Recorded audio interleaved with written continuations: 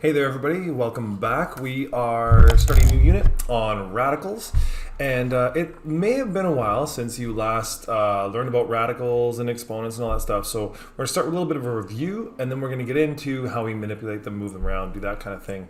So if you look at a radical like this one right here, which has that famous square root sign in it, there are different parts to it. Now any number that's out front of the radical, that is called the coefficient. And this is just any number that we're then going to multiply by the rest of the term.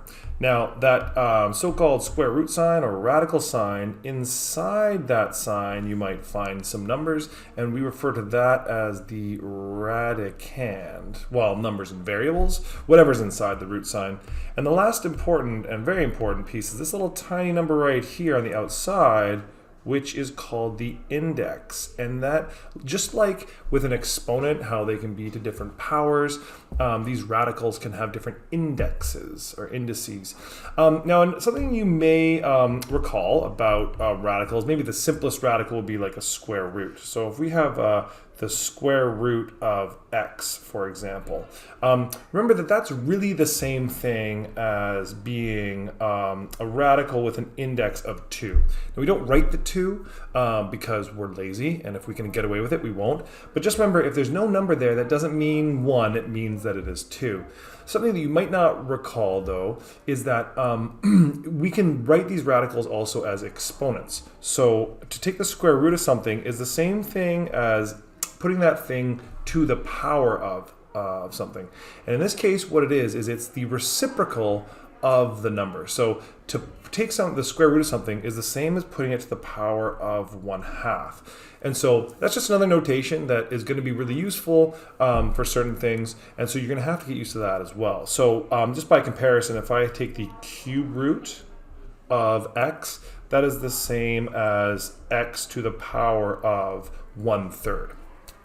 So if I look at some of these radicals on the side here, like the square root of 100, for example, well, the square root of something is basically asking the question, what number would you have to multiply by itself to get the number inside the radical? So what number multiplied by itself would equal 100? And I'm sure you know that 10 times 10 is 100. One way to think about this is if I can split up my radical into 2 equal factors. So for example, the square root of 100 is the same as the square root of 10 times 10, then since 10 and 10 are the same number, then I know that the answer is just 10. Essentially, that number times itself gives me my 100. If I think about the square root of negative 100, however, I could factor that into negative 10 and 10. Well, negative 10 and 10 are not the same number. And so I'm sort of stuck, right? Because negative 10 and 10 are not the same number, so there's no way for me to find this answer. What this actually means is the answer is what we call imaginary. Now, imaginary numbers sound like a really fun thing to talk about, and they are one day, but not today. So when I try to take the square root of a number, the answer is imaginary, and so we'll just say that there are no real numbers, no real solutions. If, however, I try and do the cube root of a negative, so the cube root of, say, negative 64, well, I can factor 64 into negative 4 and negative 4 and negative 4. Now notice that to take the cube root of something, I have to ask the question, what number times itself 3 times gets me back to my original number? So negative 4 times negative 4 is positive 16, times another negative 4 gets me back to negative 64. So in this case, actually, my answer is just negative 4. That's totally fine. Because I multiplied a negative times a negative again, I got back to that negative number. If I try and take the fourth root, sorry, that was a cube root. If I try and take the fourth root of negative 81, well, it turns out that negative 3 times negative 3 times negative 3 times positive 3 would give me negative 81. And well, that looks really appealing. You can see there that those are not all the same number. So again, I just don't have a way to factor that. So my answer is going to be imaginary. And so as far as we're concerned, no real solutions. Okay, so we're going to move on here and we're going to talk about mixed radicals and entire radicals. Now, hopefully this is something that is actually review, even if it is a little bit dusty in your memory banks. A mixed radical is one that is going to have a coefficient and a radicand. So for example, 7 root 2 is a mixed radical. If I want to write those as an entire radical, sometimes that's useful because I want to compare these numbers or something like that, then I need to write the entire number inside the radicand. That's 7 that's hanging on the outside. I need to somehow put it back inside the radical sign. So what I could do is I could say, okay, so what would 7 be if it was inside the radical? Well, 7 is the same as the square root of 49 times the square root of 2. So if 7 is the same as the square root of 49, and then I multiply it by root 2, since those numbers, those radicals have the same index, I can just go ahead and multiply them together. So 49 times 2 is 98, and so my answer, 7 root 2, is just the same thing as the square root of 98. I can do the same thing here if I have if I'm involving variables. So this a to the power of 3. So what would I have to take the square root of to get a to the power of 3? Well, it turns out that the square root of a to the 6 is a to the 3. And I'm multiplying that by the square root of a, so a to the 6 times a. Recall that when we multiply numbers together, if they have the same base, then we simply add the exponent. So that's going to be a to the power of 7. All right, last one here. I've got 2x squared times the cube root of 3x. So this is a cube root. That's going to be a little bit trickier there. I'm going to split this up into different parts. I'm going to split up my 2 and my x. So what would I have to take the cube root of to get 2? Well, it turns out that the cube root of 8 is the same as 2. And then what would I have to take the cube root of to get x squared? Well, that ends up being the cube root of x to the 6 gets me x squared, and then I'm multiplying this whole thing times the cube root of 3x. So I can go ahead and just multiply all these things together. So 8 times 3 is 24, and then x to the 6 times x is x to the 7, and of course that whole thing is a cube root. Now, just as a quick aside, if that bit with the exponents with the variables was a little bit tricky, just think about this for a second. If I have x squared, and I'm trying to think of what that would be to the cube root, remember that the cube root is the same thing as putting it to the power of 1/3. So x squared has to be the same as x to the something to the power of 1/3. So we know from the example there that that was x to the 6. Let's just see why that ends up being true. So x to the 6, all to the power of 1/3, is actually the same as x squared. Well, remember that if you have an exponent of a number that already has an exponent, the exponent of an exponent, what we do is we multiply those exponents together. So that's going to be the same as x to the power of 6 over 3. Well, last time I checked, 6 over 3 is just 2, so you can see that that's the same as x squared. So thinking about these radicals as being exponents that are fractions might actually help us simplify things a certain amount.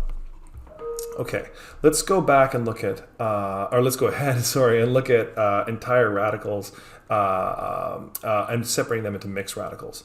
So you can see here I've got the square root of 300. Now that can be simplified. So just like with fractions where we want the simplest common terms between our numerator and denominator, we're going to simplify our radicals by taking anything in that radicand by taking it out of the radical sign. So anything that can be square rooted, for example, we will square root that.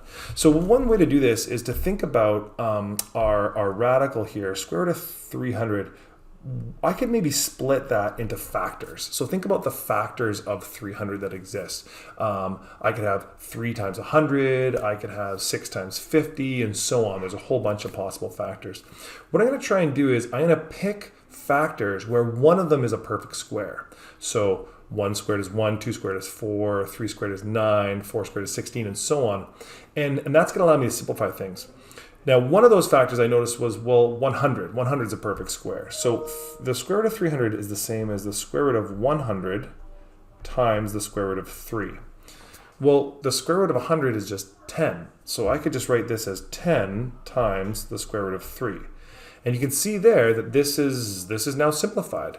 There's no other factors inside the radical that I could take out and that I can take the square root of. Okay, so 10 root 3 is the same as the square root of 300. Let's try another one here. So now I've got 3 root 75 over, times x to the 6. So I've got my 3 here. I'm going to split that 75 up first. I'm going to write that separately. So 75, I'm going to split that up into a couple of different radicals, and then I've got my square root of x to the 6 there. So what two numbers are factors of 75 that where one of them is a perfect square? Well, 75 I know is 3 times 25, so I'm going to just split 75 into 25 and 3. If I take the square root of 25, that's just 5. So this becomes 3 times 5 times the square root of 3 times the square root of x to the 6. Well, x to the 6, when I take the square root, that just becomes x to the 3. So when I put this all together, 3 times 5 is 15 root 3 times x to the power of 3. So just a quick point on notation here. We generally like to put the numbers in front of the variables. So even though there's that radical sign there, sometimes students want to bump it to the end, but generally we actually include it with the numbers in front of the variables and then the variables at the end. Let's do another one here. So the square root of 48y to the 5. Again, I can split this up. Now, the square root of 48 factors that are perfect squares. 16 times 3 is 48. So this is going to be the square root of 16 times the square root of 3. Now, with y to the 5, there's a couple of ways you can do this, but I'll show you a couple of different possibilities. One way to think about this is say, well, what's the square root of y to the 5? I can't think of a number that I could multiply by itself to get y to the 5. So what I'm going to do is I'm going to split it up. I'm going to think of y to the 5 as being y to the 4 times y to the 1, because 4 plus 1 gives me 5. So the square root of 16 is just 4, and the square root of 3 is the square root of 3. I can't change that. The square root of y to the 4 is actually y squared. And then the square root of y, well, that's the square root of y. I can't do anything about that. So you could write this like that, although it does look kind of messy. You might want to write everything in the radicand at the end. So you might write this as 4y squared times the square root of 3y. You could do it that way if you like. And that's perfectly fine. For me personally, though, I find having variables inside and outside of the radical sign a little bit off-putting. So I like to do it a slightly different way. This whole y to the 5 thing, let's just think about this over here. Y to the 5, the square root of y to the 5. Well, that's the same thing as y to the 5 to the 1/2, which 5y to the 5 to the half, I just multiply those together. 5 times a half is just 5 over 2. So this is the same as y to the 5 over 2, which for me, I know that's not the best because it's a fraction, but at least it's a little bit simpler. So I might write my answer as 4 root 3 y to the 5 halves. The point is that either of those are equivalent, and so it doesn't really matter which one you decide to use. Okay, last one here, and this one's going to be a bit trickier because this is going to have an index of 3. This is a cube root.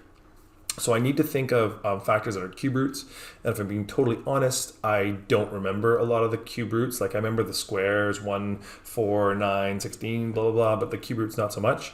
I know that 1 cubed is 1, and then that 2 cubed is 8, and that 3 cubed is 27, and after that it gets super hazy.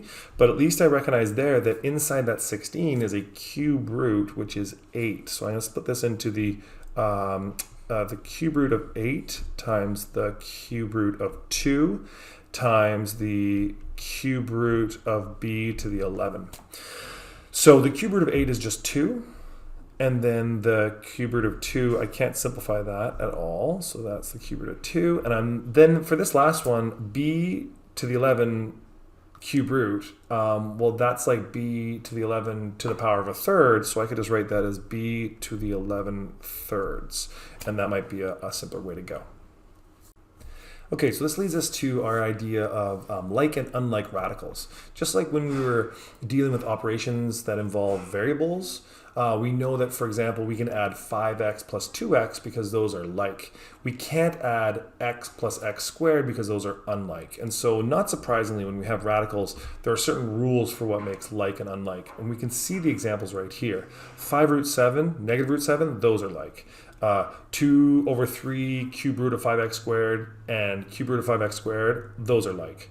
Whereas these other examples are not. And so when we talk about like radicals, we can see that there needs to be two things that they have in common. They need to have the same index.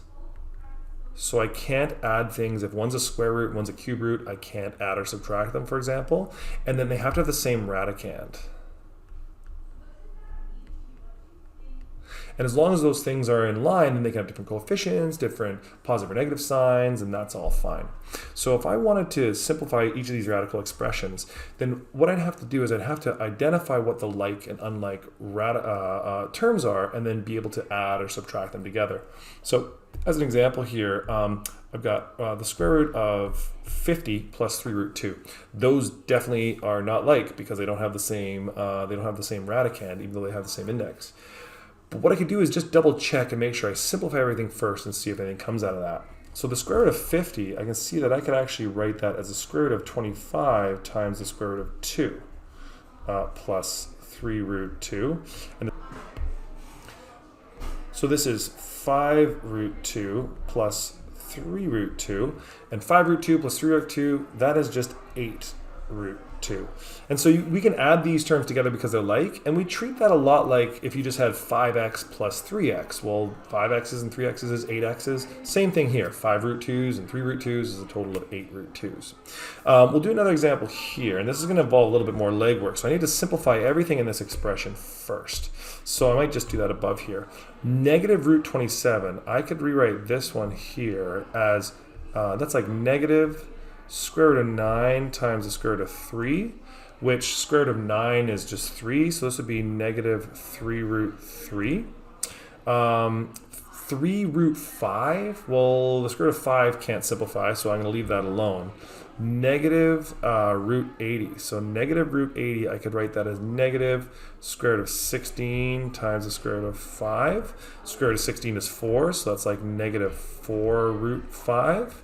And then negative 2 root 12, well, that would be like negative 2 times the square root of 4 times the square root of 3. And the square root of 4 is 2. So negative 2 times 2 is negative 4 times root 3. So this whole big mess here is going to become negative 3 root 3 plus 3 root 5 minus 4 root 5 minus 4 root 3. Fun. Now I can collect the like terms. They're not all like, but some of them are. Negative 3 root 3 minus 4 root 3 is negative 7 root 3. 3 root 5 minus 4 root 5 is minus 1 root 5, or just minus root 5.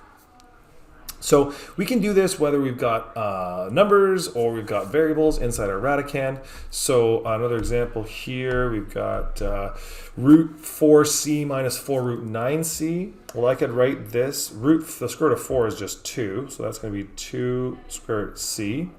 And then the square root of 9 is 3, so 4 times 3 is 12, so minus 12 root c. And now I've got like terms, so I can subtract them, so this will be negative 10 square root of c. I'm just going to point out something that's going on here. I've got a little, this is sort of thrown on the end, c greater than or equal to 0. And all that is anytime I have a variable inside of my radicand, well, we've seen that for even indexes that there's certain non-permissible values. I can't have a negative radical. So all that's saying is that c has to be greater than or equal to 0 because c cannot be negative. If c was negative, then the whole thing would sort of fall apart. It wouldn't be possible. Same thing over here on this next example. X has to be greater than 0 because of the restrictions there. So if I do this last one here, the square root of 20, I could write that as the square root of 4 times the square root of 5x minus 3 times the square root of 9 times the square root of 5x. Square root of 4 is 2, so 2 root 5x minus 3 times 3 is going to be 9 root 5x. So my answer is negative 7 root 5x. Okay, so as I mentioned, in certain situations, like when you have a variable inside of an even numbered radical, then there's certain restrictions. So if the radical has an even index, then the radicand must be non-negative. So for each of the following, we're going to state our restrictions. So all I have to do is look at this thing right here and say that that radicand has to be greater than or equal to 0. You take the square root of 0, you can't take the square root of a negative number. So x minus 2 must be greater than or equal to 0. I'm going to set the radicand greater than or equal to 0. I can just solve this. Move the 2 to the other side by adding, and x must be greater than or equal to 2. And so there's my restriction. And if I sub that back in, I see that makes sense. If I try to put x equal to 1 in there, 1 minus 2 would give me a negative, no good. For this next one, I'm taking the cube root of 3x plus 5. The cube root is not an issue. I can have a negative if my index is odd, so there are no restrictions for this particular one. However, the last one here is a fourth root, and that is even, so essentially I've got 2x minus 1 must be greater than or equal to 0. Move the 1 over, I get 2x is greater than or equal to 1. Divide by 2, and I get x must be greater than or equal to 1/2. And so that's my restriction. All right, that is it for radicals.